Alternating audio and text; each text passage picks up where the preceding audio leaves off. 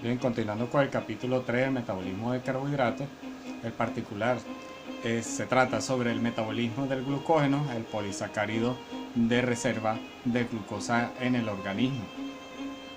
La síntesis y gradación de este está regulada cuidadosamente para que pueda disponerse de suficiente glucosa para las necesidades energéticas del organismo.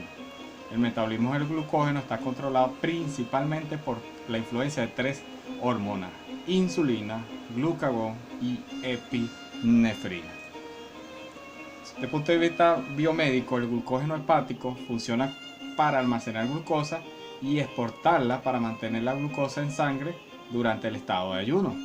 Las enfermedades por depósito de glucógeno son un grupo de trastornos hereditarios que se caracterizan por movilización deficiente de glucógeno o depósito anormal del mismo, lo que lleva a daño hepático y debilidad muscular.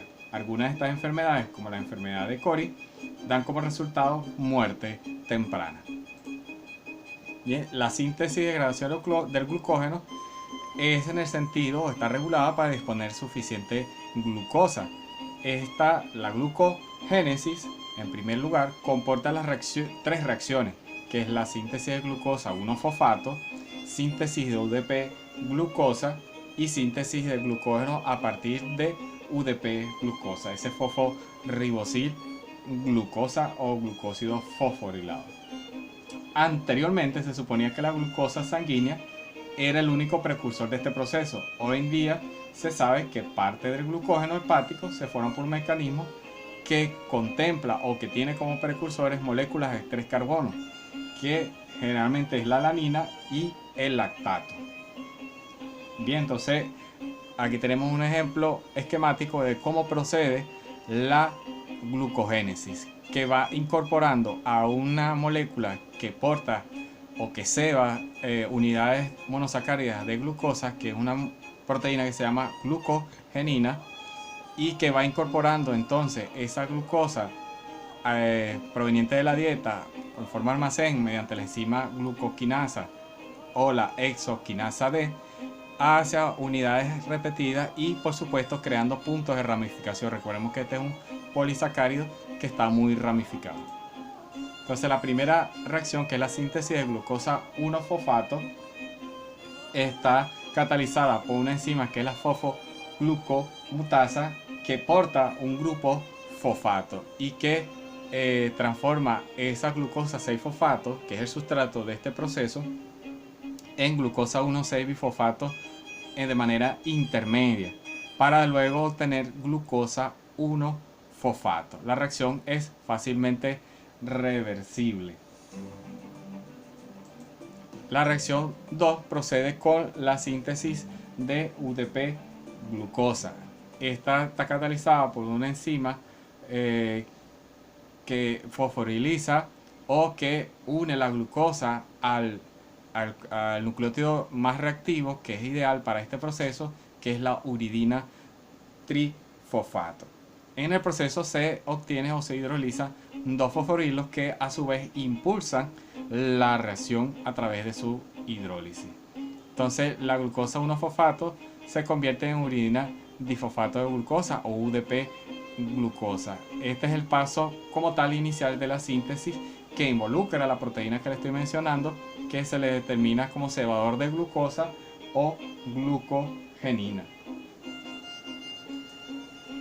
Bien, la siguiente reacción es la síntesis de glucógeno como tal, partiendo de UDP glucosa, que es el que porta el átomo, que porta la molécula de glucosa. Este requiere dos enzimas, o está catalizado por dos enzimas, que es la glucógeno sintasa, que es la que crea el enlace alfa 1,4 en el extremo no reductor de la cadena naciente de glucógeno, o que porta la glucogenina, y otra enzima que es la que crea el enlace alfa 1,6, que también se le conoce como enzima ramificante. Mejor en específico su nombre es amilo alfa 1,4 o 1,6 glucosil transferasa.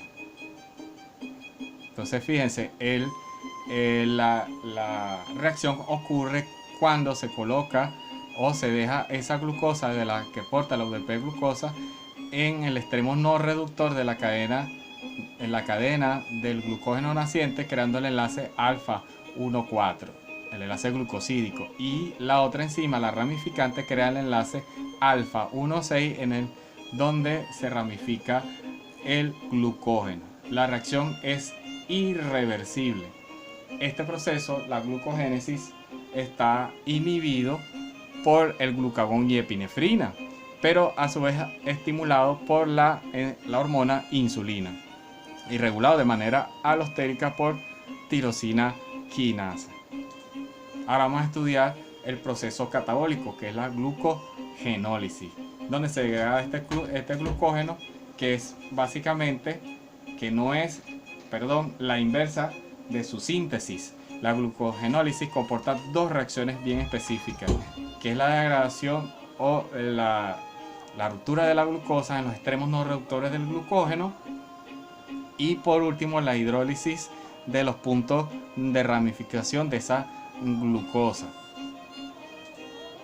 Entonces esta procede cuando una enzima, que es la glucógeno fosforilasa, rompe el enlace alfa 4 produciendo glucosa 1-fosfato. La enzima se detiene en donde cuando alcanza los 4 residuos de glucosa de ese extremo no reductor, que se le denomina destrina. La reacción es irreversible, puesto que procede en un estado de desequilibrio de la reacción. La siguiente reacción es la hidrólisis del enlace del punto de ramificación, que es el enlace que está constituido por un enlace glucosídico alfa 1,6. Previamente se transfieren los residuos, generalmente son 3, al extremo de la cadena no reductora hasta el último punto de la glucosa, que posee el enlace alfa 1,6. La enzima desramificante es la que cataliza la reacción para generar glucosa libre. La reacción es irreversible. El proceso está estimulado o activado por la hormona glucagón y epinefrina, está inhibido por insulina y regulado por el AMP cíclico.